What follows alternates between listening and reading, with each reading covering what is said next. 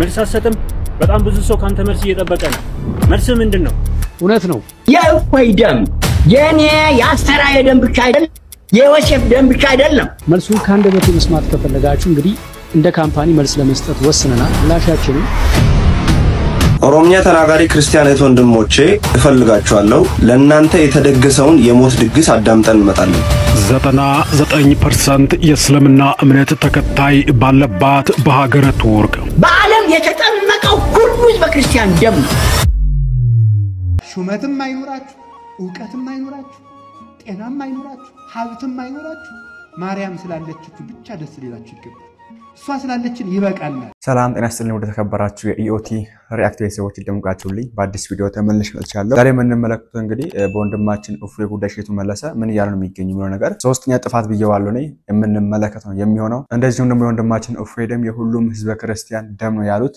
አንድ አባት አሉ ይሄን የምንመለከት ይሆናል እነዚህና ሌሎች ቪዲዮዎች ስላሉ ሁላችሁም የቪዲዮ ላይክ ማድረጋችሁን አትርሱ እንደዚሁም ደግሞ ሐሳባችሁን በኮሜንት ላይ አስሩልኝ ማለት ፈልጋለሁ ሰብስክራይብ እንድንማታረጉት ለምንድን ነው ማታረጉት አሁን ማርኩ እንግዲህ አንድ ሙስሊም ወገናችን በቀን የቃዥ ነው የሚገኘውና ለዚህ ምክንያት እንግዲህ ኦርቶዶክሳውያን ወንድሞች የተወልጆች የሰጡ መልስ አለ እሱ እንመልከት ይሄ ድምጽ ለኛ ክርስቲያኖች አዲስ አይደለም ጭንቀት ነፍሷት ምናልባት የዛሬ 10 ዓመት ነው ክርስትና የሚባል እምነት በነበር ወይ በኢትዮጵያ ላይ የሚል ቃል ሲነገር ሰማላችሁ እነ ዲዮቅልጥያኖስ ጁዲያኖስ መክሲሚያኖስ ፍሊያቢያኖስና ልጁ ቲቶ በአገራችን ደግሞ የኦዲት ጉዲት 40 ዘመን ግራኝ መሐመድ 15 ዓመት የጣሊያን ወረራ 5 ዓመት ቤተክርስቲያንን ታሪክ ለማድረግ ቀስታቸውን ወረወሩ ጦራቸውን ወደሩ ሰይፋቸውን መዘዙ እነርሱ ታሪክ ሆኑ ቤተክርስቲያንና ክርስትና ቀጠሉ እነሱ ሞቱ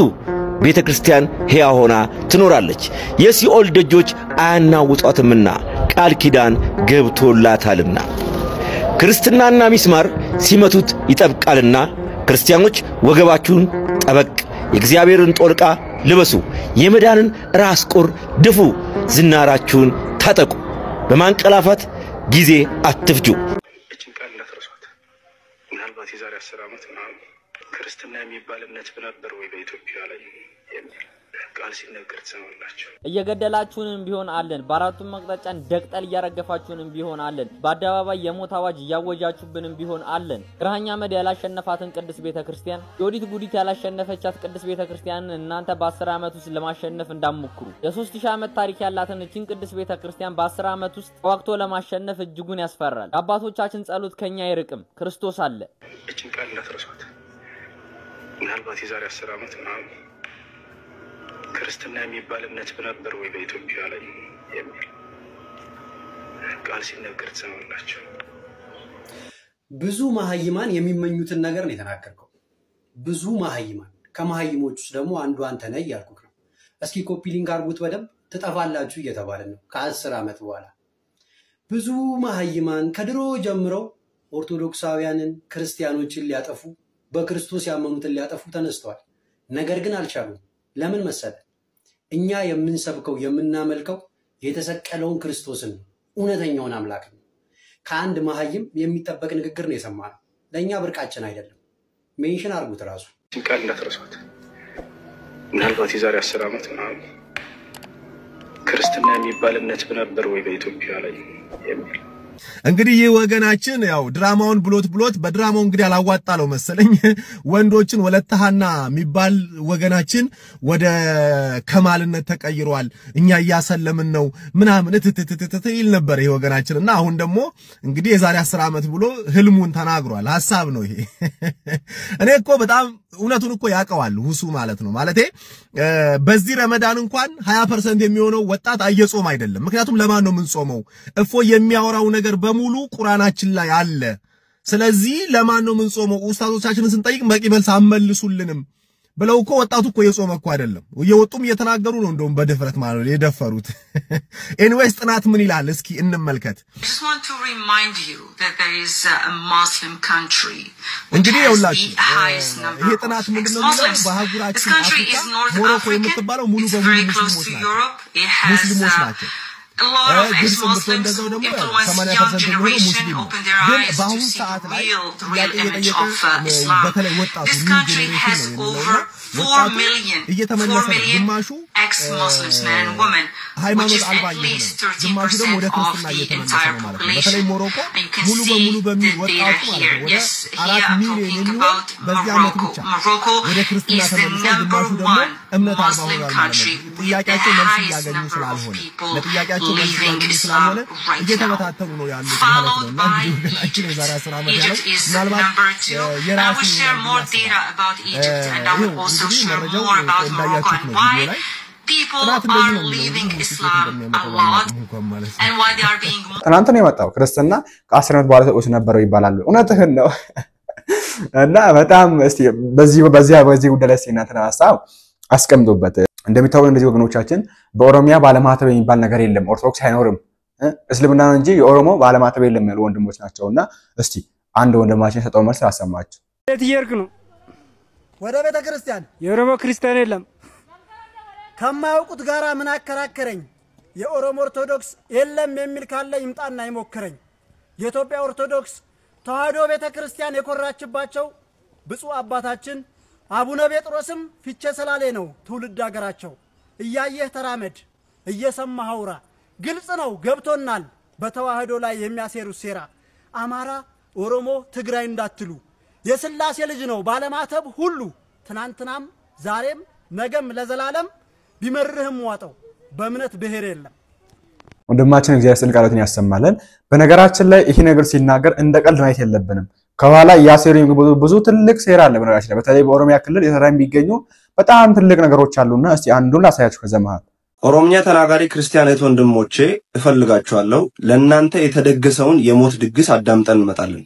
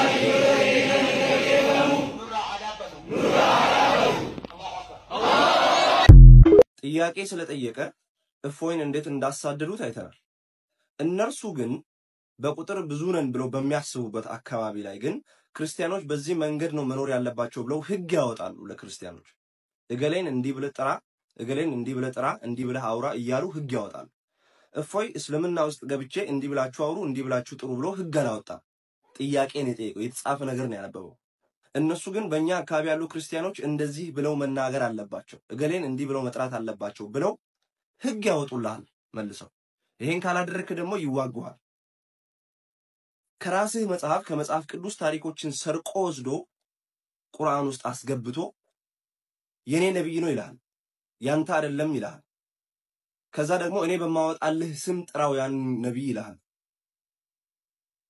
አያችሁ እስልምና በቁጥር ሰፈር ውስጥ 5 ከሆኑ ይበጠብጣሉ ሙስሊሞች በቁጥር 10 ሲሞሉ አይቻሉ ችግር ነው በቃ እነሱ ሰላም አያውቁም ትክክለኛ አሸባሪዎች እነዚህ ሰዎች ናቸው ሰላምን የሚጠሉ አብሮ መኖር የማይፈልጉ በሰው ሃይማኖት ውስጥ አልቃ ገብተው እንዲበሉ እንዲያድርጉ ብለው ለሰው ሃይማኖት ህግ የሚያወጡት እነዚህ ናቸው እነዚህን መንግስት አይጠይቅም እነዚህ መያዝ የለባቸውም እነዚህ ለፍርድ አይቀርቡ አይከሰሱም እኔ አሁን ላይ ወጥቼ ሙስሊሞች ከዚህ በኋላ ኢሳ ብላችሁ አትጥሩ ስለ መርየም አታውሩ መብት የላችሁም ካልሆነ በሰላም መኖር አትችሉም ብዬ ማስፈራሪያ ብናገር በሃይማኖታችሁ እንዴት ማድረግ እንዳለባችሁ እኔ በነግራችሁ በአደባባይ ወጥቼ ብናገር አያስከሰኝም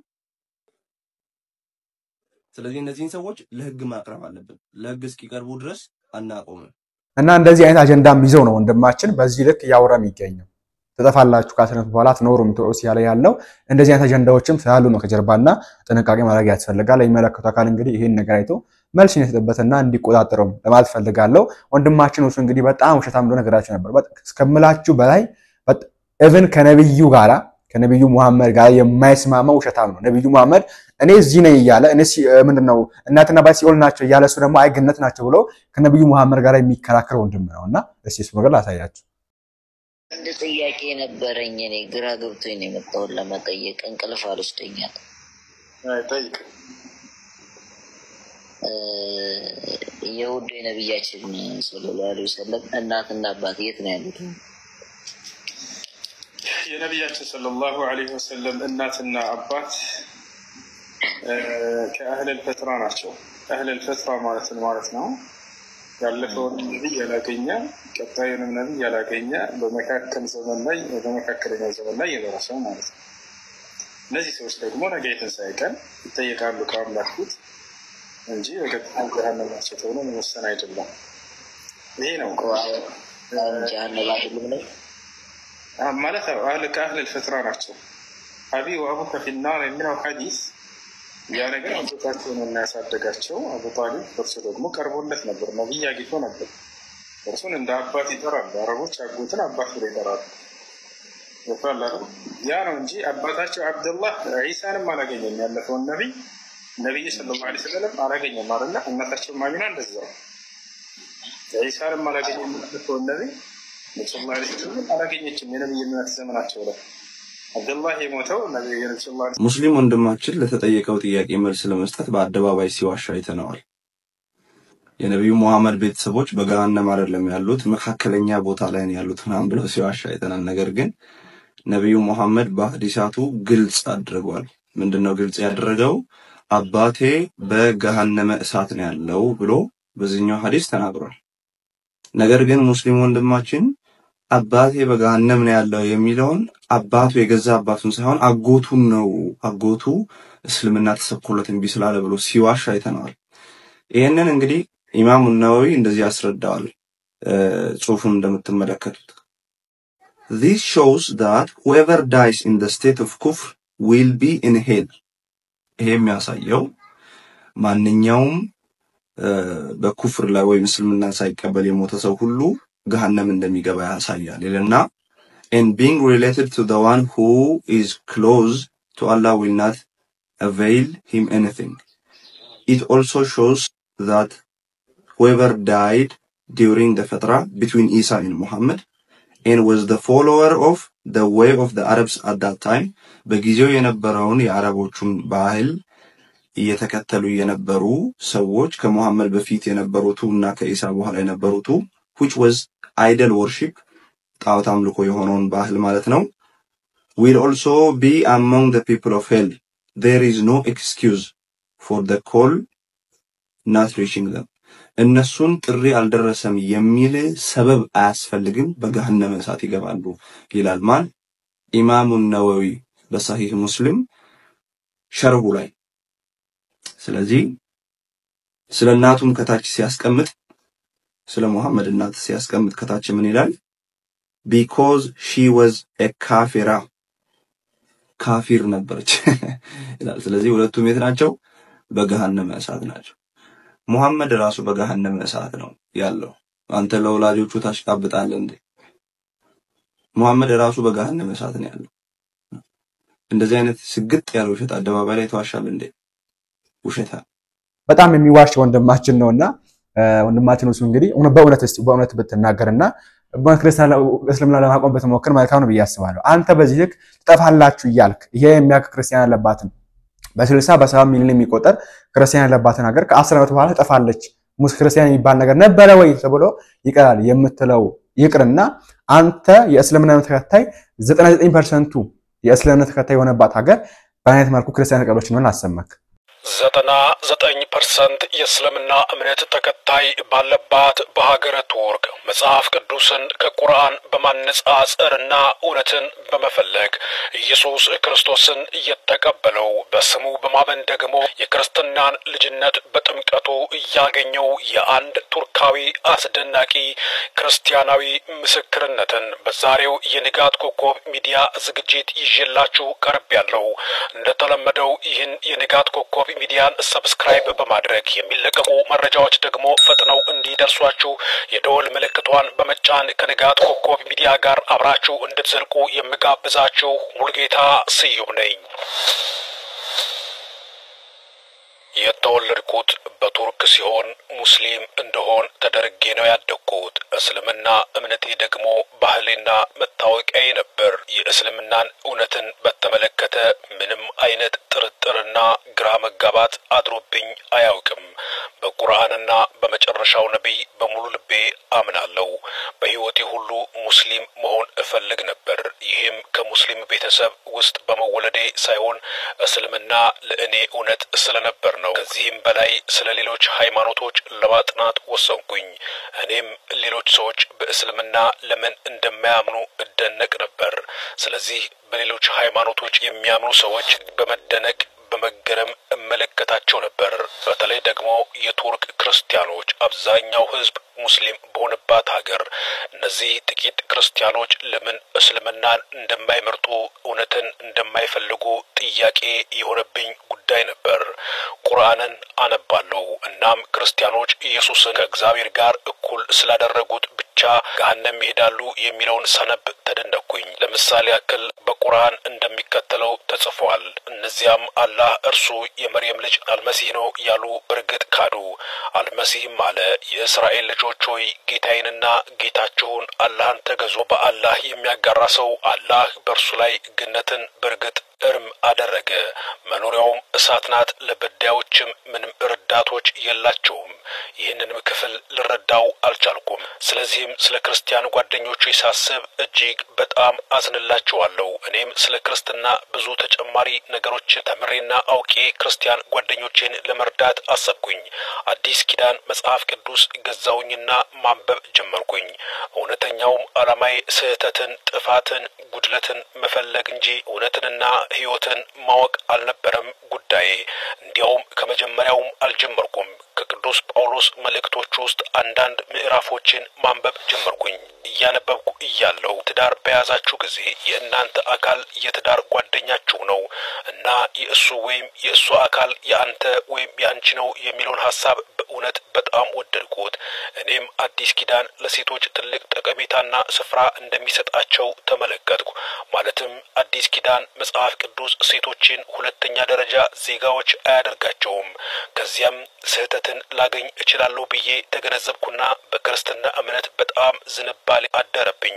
ስለዚህም ያንን መጽሐፍ ማንበብ አቆምኩኝ። አንድም ቀን በጣም ጥሩ ጓደኛዬ ስለ ክርስቶስ የሚያወራ የክርስቲያን ጓደኛ እንዳለው ነገረኝ። የስልክ ቁጥሩንም ጠየቅኩትና ደወልኩለት። እሱም በቤተ ክርስቲያን የሚደረግ የክርስቲያኖች ስብሰባ ላይ እንድገኝ ጋበዘኝ። እዚያም ሄጄ የቱርክ ክርስቲያኖች በዚያ ስብሰባ ላይ መኖራቸውን አየሁኝ። ይህንንም ሳይ ላምነው አልቻልኩም። ምክንያቱም ስለ እስልምና በቀላሉ ትምህርት በሚያገኙበት ሀገር በቱርክ ውስጥ እያሉ እንዴት ቱርኮች ክርስቲያን ይሆናሉ? እኔም እነዚህ ክርስቲያን ቱርኮች በማህበራዊ ህይወታቸው ደካሞች የሆኑና በራሳቸው መኖር ስለማይችሉ በእንደዚህ አይነት እንቅስቃሴ ገብተዋል ብዬ አሰብኩኝ፣ ገመትኩኝ። ይሁን እንጂ ወደዚህ ስብሰባ መሄድን ተደሰትኩበት። ምክንያቱም ጥያቄ መጠየቅና ስለ ሃይማኖት ውይይት ማድረግ እንድችል አጋጣሚ ፈጥሮልኝ ነበር። በሁለተኛውም ሳምንት እኔም በጣም ጥሩ ጓደኛዬን ወደ ስብሰባው ጋበዝኩት። አንድ ቀን ይህ ክርስቲያን ጓደኛችን እኔንና ጓደኛዬን የኢየሱስ ክርስቶስ የተባለውን ፊልም እንድንመለከት ጋበዘን። በፊልሙም ውስጥ ኢየሱስ ክርስቶስ ከእኔ በኋላ ነብይ ይመጣል፣ በእሱ እመኑ ብሎ ይናገራል ብዬ እጠባበቅ ነበር። ይህንን ቪዲዮ እንግዲህ አውቄ ነው የቆረጥኩትና ሙሉን ቪዲዮ ነጋት ኮከብ የሚባል ዩቲዩብ ቻናል አለ እዚሁ ላይ ይሄ ቪዲዮ ይቻላችሁ ባላ ገብታችሁ ተመልከቱትና እንደሚታወቅ እንግዲህ በእስልምናው ከኢየሱስ ክርስቶስ ባለና ኢየሱስ ክርስቶስ ሲናገር ጌታችን ሲናገር ነብይ መሐመድ ይመጣል ብሎ ተናግሯል ብለው ዮሐንስ ወንጌል ይጠቅሳሉና በጣም ከእውነት የራቀ ሐሰት ነው ይሄን የሚታውቀውና ለማንኛውም ይሄው ከታችሁ በኋላ ገብታችሁ ብትመለከቱት ያስተምራችኋል ብዬ አስባለሁ። እና 99% እስልምና ባለባት ሀገር እንኳን ክርስቲያን ተቀበለ የሚገኘው ሰው አይደለም። አንተ ዛሬ 60 ሚሊዮን የሚጠጋ ከ75% በላይ ወደ 80% የሚጠጋ ክርስቲያን ያለባትን ሀገር ሙስሊም አደርጋለሁ በ10 ዓመት ውስጥ ብለህ የምትናገረው የምትቃዥው ውሸት ይቅርና ማለት ፈልጋለሁ። ኢየሱስ አምላክ ከሆነ ዮሐንስ ምዕራፍ 5 ከቁጥር 30 ላይ እንዴት እኔ ከራሴ አንዳች ላደርግ አይቻለኝም ይላል። ሙሉ ምዕራፉን በደንብ አንብበዋል አብዱ? አዎ በደንብ አንብቤዋለሁ። ኢየሱስ ከራሱ ምንም ማድረግ የማይችል ደካማ እንደሆነ ነው የተረዳው። እሺ እስኪ መለስ ብለን ዮሐንስ ምዕራፍ 5 ከቁጥር 16 ጀምረን እንመልከት። በመጽሐፍ ቅዱስና በአይሁዳውያን መሰረት በሰንበት ቀን መስራት ታላቅ ወንጀል ነው። በሰንበት ቀን የሚሰራ እግዚአብሔር ብቻ ነው። ነገር ግን ኢየሱስ በሰንበት ቀን አንድ ሰው ይፈውሳል። አይሁዳውያንም ይህን ተመልክተው በጣም ተቆጡ። ኢየሱስም እግዚአብሔር አባቴ እስከዛሬ ድረስ ይሰራል እኔም እሰራለሁ አላቸው። ይህም ማለት ልጅ እንዳባቱ ነው እያለ ነው። አብዱ እስኪ አንድ ጥያቄ ልጠይቅህ። ሰዎች ተሰብስበው እግዚአብሔር በሰንበት ቀን የሚሰራው አምላክ ስለሆነ ነው እያሉ በሚያወሩበት ሰዓት አንድ አካል መጥቶ አዎ ለዛ ነው በሰንበት የሚሰራው ቢላቸው ምን ለማለት ፈልጎ ነው? ያው በሰንበት የሚሰራው አምላክ ብቻ ከሆነ ያ አካል ደግሞ እኔ በሰንበት ሰራለሁ ካለ አምላክ ነኝ እያለ ነው ማለት ነው። ትክክል ነህ አብዱ። አይሁዶቹም እንዲህ ነበር የተረዱት። ኢየሱስም አለ ሰው ሁሉ እግዚአብሔርን እንደሚያከብሩት እንዲሁ እኔንም እንዲያከብሩኝ ፍርድን ሁሉ ለእኔ ሰጠኝ እንጂ አባቴ በአንድ ሰው እንኳን አይፈርድም። እኔን ያላከበረ አባቴንም አያከብርም አላቸው። ለምሳሌ እግዚአብሔር ብቻ በተለይ የምናከብረው እርሱን ብቻ በማምለክ ነው። ኢየሱስንም እንዲሁ ማለት ነው። ኢየሱስም መልሶ እንዲህ አለ በመቃብር ያሉት ሙታን የኔን ድምጽ የሚሰሙበት ቀን ይመጣል። መልካም ያደረጉትንም ወደ ገነት ክፉ ያደረጉትንም ወደ ሲኦል እጥላለሁ እያለ አምላክ ብቻ የሚናገራቸው ነገሮች ሲናገር አይሁዳውያንም ከአብ የተለየው አምላክ ነኝ እያለ ስለመሰላቸው እንግዲህ ሰንበትን ስለመሻሩ ብቻ አይደለም እግዚአብሔር አባቴ ነው ብሎ ራሱን ከእግዚአብሔር ጋር አስተካክሎ እኩል ስላደረገ ሊገድሉት ይፈልጉ ነበር። ኢየሱስ ከአብ ጋር አንድ አምላክ ሆኖ ሳለ አይሁዳውያን ግን ከአብ የተለየ ሌላ ሁለተኛ አምላክ ነኝ እያለ ስለመሰላቸው ምን ማለት ነበረበት? ኢየሱስ አይ እኔ ከአብ ተለይቼ የምሰራ አይደለሁም ማለት ነበረበት። ትክክል ነህ አብዱ። አይሁዳውያኖችም ኢየሱስ ከአብ ተለይቶ በራሱ የሚሰራ ሌላ አምላክ ስለመሰላቸው ኢየሱስም አይ እኔ ከአብ ተለይቼ ከራሴ ምንም ላደርግ አይቻለኝም ከአብ ጋር አንድ ነኝና አላቸው። ከእግዚአብሔር ጋር እኩል እንድናከብረው ሙታን የሱን ድምጽ ሰምተው እንደሚነሱ በሰው ልጆች ሁሉ እንደሚፈርድ ነግሮናል። የአምላክ ባህሪ ሲያሳያቸው ግን ከአብ የተለየ ሁለተኛ አምላክ ስለመሰላቸው ኢየሱስም አይ እኔ ከአብ ተለይቼ ከራሴ አንዳች ላደርግ አይቻለኝም ከአብ እንደሰማው ፈርዳለሁ ፍርዴም ቅን ነው አላቸው። ከታይ የምንመለከተው እንግዲህ እኔ በጣም ስላስገረመኝ ነውና ወንድማችን እሸቱ እንግዲህ በጣም ወደው ማከብረው እስቲደም እንደዛ መላእክት ነው ያደረገው ሆነም ቢሆን አልተቀየረም ሆነም ቢሆን ይጎላ አጥፍቶ ማለት ነው። እና ወንድማችን እሸቱ በጣም ይቀርዳ የሚገኘው በጣም እውነት ኮሜዲያን ነው ይሄ ልጅ ያልኩበት ነገር ነውና እስቲ ነው ተመልከቱ ባጭሩ ያሳያችሁ። መልስ አሰጥም በጣም ብዙ ሰው ካንተ መልስ እየጠበቀ ነው። መልስ ምንድነው? እውነት ነው። በጣም ብዙ ጥያቄ እኛ ቢሮ መጥቷል። በስልክ በቴክስት በ0975516360 ብዙ ሰው ደውሎልናል። የወጣቶችን ጥያቄ ሰምቻለሁ። መልሱን ካንደበቴ መስማት ከፈለጋችሁ እንግዲህ እንደ ካምፓኒ መልስ ለመስጠት ወስነናል። ላሻችን እናንተ እዚህ ጋር ምን ሪክስፔክት የምታደርጉት የሰሞኑ ጉዳይ አለ። እንግዲህ ስለ እሸቱ ተወራ የሚገኝ ነገር አለ። ምን ነው የምትጠብቁት እናንተ? እሸቱ ስለ ወንድማችን ወፌት ናገረ መልስ ይጣላችሁ የምትጠብቁታል። ሁላችንም የምንጠብቀው ነገር ነው ይሄ። እሸቱ ምንድን ነው ያደረገው ግን ትንሽ ላሰማችሁ። አዎንታዊ ነው። በጥያቄያችሁ መሰረት 10 ሰዎችን በነፃ ለማስተማር ወስነናል። ማስታወቂያ አስገባ ማለት ነው። በወንድማችን ወፌ ጉዳይ ገባበት ንግድ ጀመረ ማለት ነው። በጣም የሚቀፍ ነገር ነው እሸቱ ያደረገው። ምንም ያንተ ክሬቲቪቲ ያንተ ሐሳብ ሊሆን ይችላል ይሄ ነገር እናቃለን። ግን የገባህበት መንገድ እንዴ ብዙ ሰው እኮ ነው የመከረው ወንድማችን እሸቱ እንዴ ባታረግ ኳሪ ነው። ለዚህ ግን ምላሽ ተጠበት ያለኩ ብዙ ነበር። አይ መልስ ተጠበታለሁ ብለክ መተክ እዛ ቦታ ላይ ተቀምጠክ ባለፈው ተናገርዋል። የኔ ማናጀር አለ እሱ ይቃጠላል እኔ ምንም አልሆንም እሱ የተቃጠለ ያመጣና አሪፍ ይስጠኛል ብለህ ነበር። አሁን ደግሞ መተክ እዚህ ሰዎች ላይ ማላገጥ በጣም ይቀፋል። በጣም ይቀፍ ነገር ነውና በኮመንት ተሳድበክ በወቸውት ተሳድበክ በዚህ ተሳድበክ በዋና ግሬስ 4 ነው እንዲያው 3ም አይደለም ነው በኮመንት ራሴ መልሶ ታውቃላችሁ ሰለች ያለ ቪዲዮ ወደ ተመልሶ ማየት ይቻላል። እና ልክ አይደለም አባቶች የወንድማችን እፎይ ደም የኛም ደም ነው የኛ ብቻ አይደለም የሁሉም ክርስቲያን ደም ነው ብለው በዚህ ልክ ወጥቶ ሲናገሩ እንመልከት። የእፎይ ደም የኔ የአስተራየ ደም ብቻ አይደለም የዮሴፍ ደም ብቻ አይደለም የፋንታውን ደም ብቻ አይደለም በዓለም የተጠመቀው ሁሉ ህዝበ ክርስቲያን ደም ነው። ያ ደም ቢፈስ በኢትዮጵያ ያለውን ሙስሊም በዓለም አደባባይ ያስፈርድበታል። አቦስ በዚህ ልክ የወንድማችን እፎይ ደም የኛም ደም ነው ይገር የተባለው ወንድማችን እፎይ እሱን መንካት እኛም መንካት ነው ሲናገሩ አንተ ነው መጣ አሳ ወደ ንግድ አስገብተ መነገር ሐሳቡ ማስበቀ መስራት ትክ አይደለም ምንም አኔ እንደዛ አስበን ለመስራት ልትናቸረን እናቃለን እኛም ዩቲዩበሮች ነን ቲክቶከሮች ነን እኛ ወጥቶ ቦታ እንሰራለን እኛ አለንበት አንተ ዩቲዩበር ነው እኛ ዩቲዩበር ነን አንተ ቲክቶከር እንደሆንክ እኛ ቲክቶከር ነን ባንተ ልክ ባይሆንም ማለት ነው እናቃለን ባይተ መንገር ሰዎችን ሁክ ማድረግ እንዳለብን እናቃለን ተምረንም ባይሆን እናቃለን አንተ ማስተማር አራሰ በዚህ መንገድ ግን በእነዚህ ሐሳቦች ሰዎችን መሳብ ልክ አይደለም ባጭር እናቀዋለን ምንም እኔ እንደዛ ላሰብኩም እኔ መስሎን ማስኖ ፋያና ሰውለተል ይችላል እኛም ልንሆን ይችላል ይሄን ነገር በእነዚህ መንገድ ሰዎችን ሁክ ማድረግ በማየት መንገድ እንደሆነ እናቀበታለን ተምረንበታል ቆይተንበታል ስለዚህ በዚህ ነገር ማለት አተገን ልከራን ብዬ ነው ማስበው እና የናተን ማሳው አስቀምጦላል እስቲ አንድ ቪዲዮትን እንጨርስ ይሆናል ኢየሱስ ሰው ነው ጸጋና ሰላም ይብዛላችሁ እንዴት ናችሁ የሞኝ ዘፈን ሁሉ ጊዜ አበባ ይባላል እንደተለመደው የሙስሊም ወገኖቻችን የሁሉ ጊዜ አበባዮች ዘፈን ምንድነው ኢየሱስ ሰው ነው የሚል ነው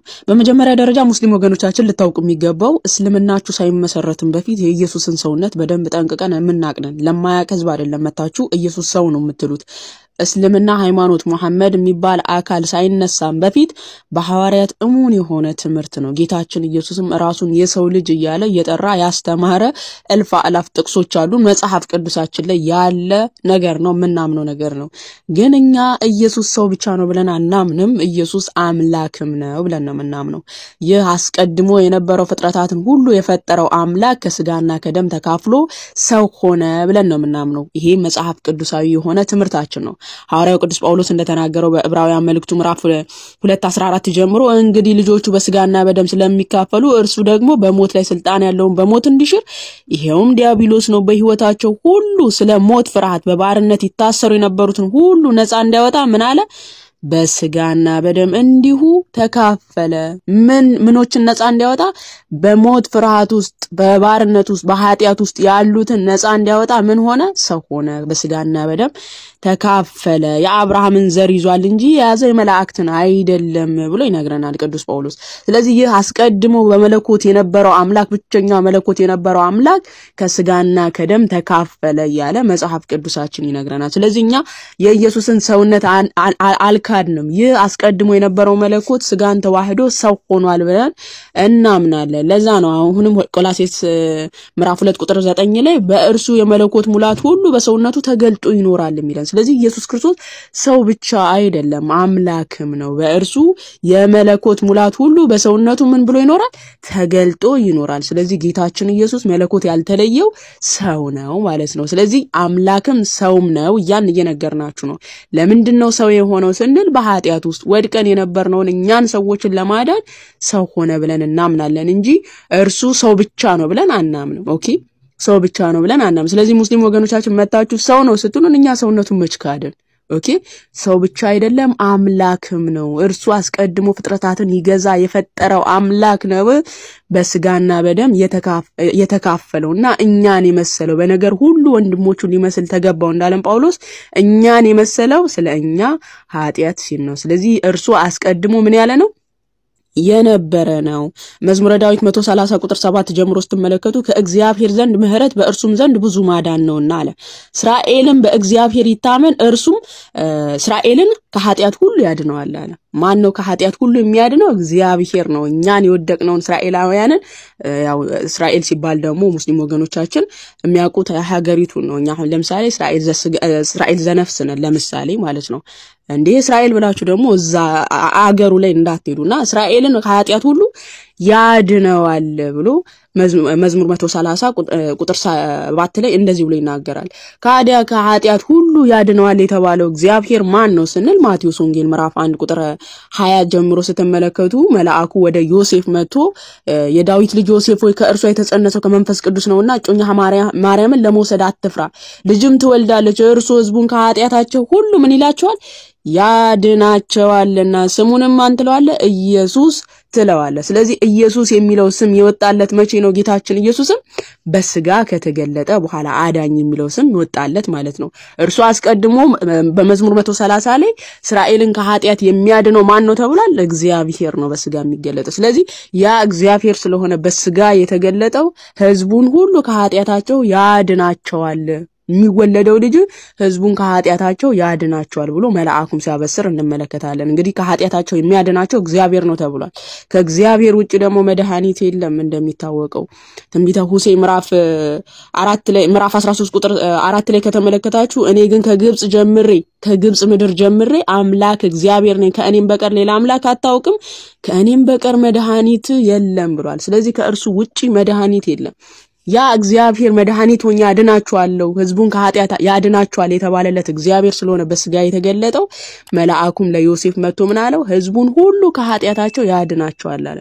ስለዚህ ያ በብሉይ ኪዳን መድኃኒት ይሆንላቸዋል የተባለው አምላከ ያህዌ ነው በስጋ ተገልጦ መድኃኒት የሆነን ህዝቡን ሁሉ ከኃጢአት ያዳነው ማለት ነው። ለዛ ነው ሐዋርያው ቅዱስ ጳውሎስ ቲቶ ምዕራፍ 2 ቁጥር 11 ጀምሮ ሲናገር ሰዎችን ሁሉ የሚያድን የእግዚአብሔር ጸጋ ተገልጧልና አለ። ይህም ጸጋ ኃጢአተኝነትና ዓለማዊ ምኞትን ክደን የተባረከውን ተስፋችን እርሱም የታላቁ የአምላካችንና የመድኃኒታችን የኢየሱስ ክርስቶስን ክብር መገለጥ እየጠበቅን ራሳችንን በመግዛትና በጽድቅ እግዚአብሔርንም በመምሰል በአሁኑ ዘመን እንድንኖር ያስተምረናል። መድኃኒታችንንም አስተውሉ መድኃኒታችንም ከአመጽ ሁሉ እንዲቤዠ መልካሙን ለማድረግ የሚቀናውን ገንዘቡ የሚሆነውን ህዝብ ለራሱ እንዲያነጻ ስለኛ ነፍሱ ምን ብሏል ሰጥቷልና። ሆሴዕ 13 ቁጥር 4 ላይ ማን ነው መድኃኒት ተብሏል? እግዚአብሔር። ከሱ ውጪ መድኃኒት የለም ተብሏል።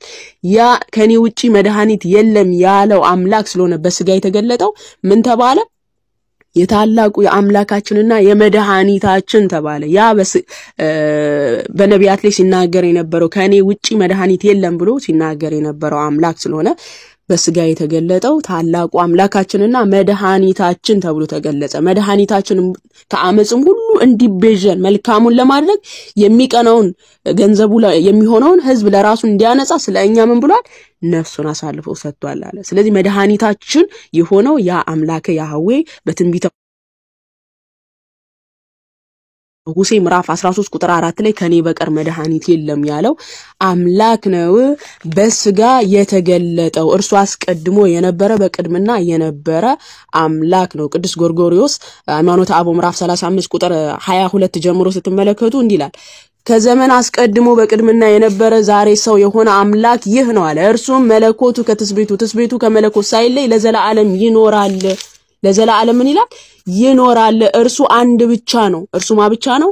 አንድ ብቻ ነው። ልክ ቅዱስ ጳውሎስ እንደነገረን ኤፌሶን ምዕራፍ 4 ቁጥር 10 ላይ ይህ የወረደው ሁሉን ይሞላ ዘንድ ከሰማያት ሁሉ በላይ የወጣው ደግሞ ያው ነው እንዳለን እርሱ ማን ነው አለን?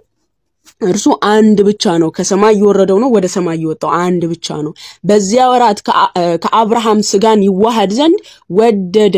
ይህ ልጄን ሲራብ ሲጠማ ሲተኛ ሲደክም ሲወጣ ሲወርድ ወይም ሲገረፍ በችንካር ሲቸነከር ወይም በፍቃዱ ሲሞት እንደ ሙታንም በመቃብር ሲጠብቁ ብታየው እነዚህን የስጋ ብቻ አድርጋ አታስብ። ይህ ልጄን የታመሙትን ሲያድን ለምጽ የያዛቸውን በቃሉ ሲያነጻ ጭቃ ቀብቶ አይን ሲሰራ ሁለተኛ መልክ በፍቃዱ ሲፈጥር ብታየው 5 እንጀራ በርክቶ ለ5000 ሰው ሲያጠግብ ማዕበሉን ነገድ እስከ ሰማይ የተነሳውን ጥልቁን ባህር በመገሰጽ ጸጥ ሲያደርገው በምድር ላይ እንደሚሄድ በእግሩ ውሃውን እየረገጠ ሲሄድ ተራሮች ሲሰግዱለት አጋንንትም ሲታዘዙለት እንደ ባሮችም ሲያዛቸው ብታየው ይህ ለመለኮት ብቻ ሰጣ አትናገር ይላል። ኦኬ መላእክት ሲሰግዱለት ብታይ መላእክት የሰገዱት ለመለኮት ብቻ ነው ለስጋው አልሰገዱም ብለ አትለይ።